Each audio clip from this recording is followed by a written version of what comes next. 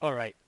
So what I want to do right now is I want to take some time to explain some questions that have been popping up in my email inbox about the second portion of the final project.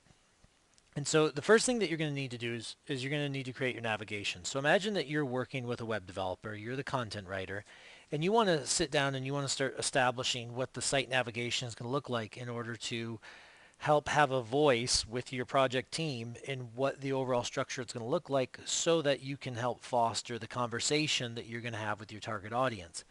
And so you may want to go back through and review the lecture from week 6 and the blog post assignment from week 6 where we did this for the FECC site.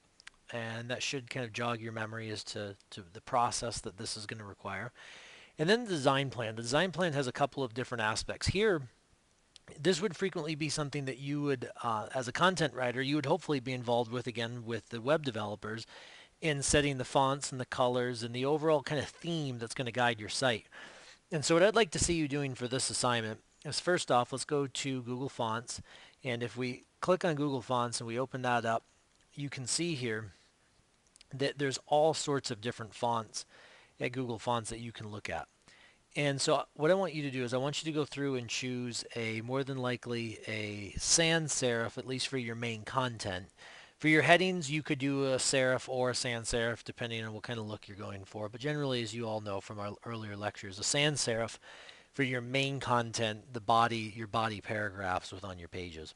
So go ahead, play around with the site, look at the different types of fonts that you can play with, and then once you find one, what I'd like you to do is go to quick use.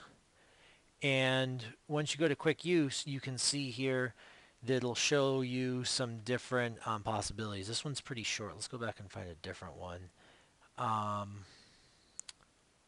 let's go out of, so you can see, let's go to this font, and then we will go to this one. We'll go here down to this quick use.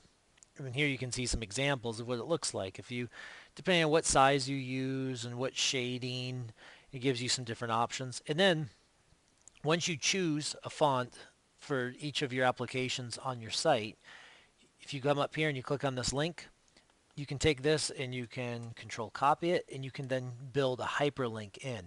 So what I would like to see for your font, your main content, and your heading font is just a link that provides a link so that pretend once again that you have a client and you want to show your client examples of what this font looks like so they can click on it and they can go see sort of what they're looking at. You can then here, there's all sorts of choices you can play with. And so go and spend some time messing around with this site. Pretty useful.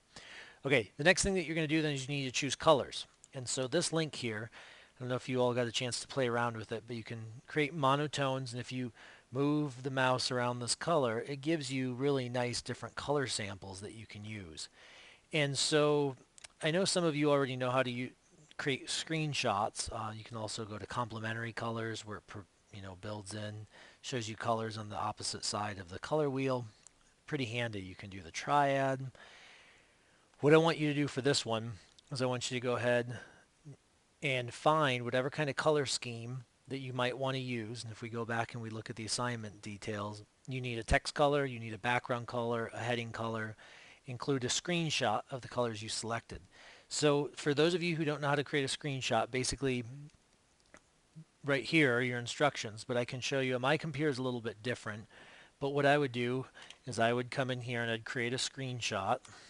And so I'm going to take a screenshot of all I need to do. You can do the whole screen if you want to. I'm just going to do a selected area, and I'm going to take that screenshot, and then it's copied to my clipboard. Like I said, my operating system is going to be a little bit different. But then the idea is that if I go back and I were to open up a document, I could then paste that screenshot or insert it as a picture, and just these colors would be in there, and then you could describe and discuss those colors with a potential client. And so here, a paragraph explaining to the client why you made these specific choices, you then go through and talk about what text color you chose and why, and what background color and why, what heading color and why, and then your different contents in your heading fonts and all that sort of thing.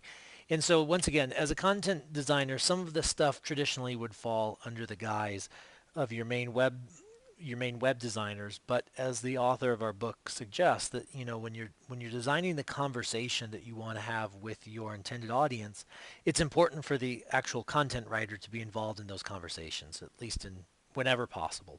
So that's basically what the design plan for this week requires. After you make your course navigation, which will be an image, and then these will be links, images, and a paragraph describing the overall layout and what your site is going to look like. Let me know if you have any questions.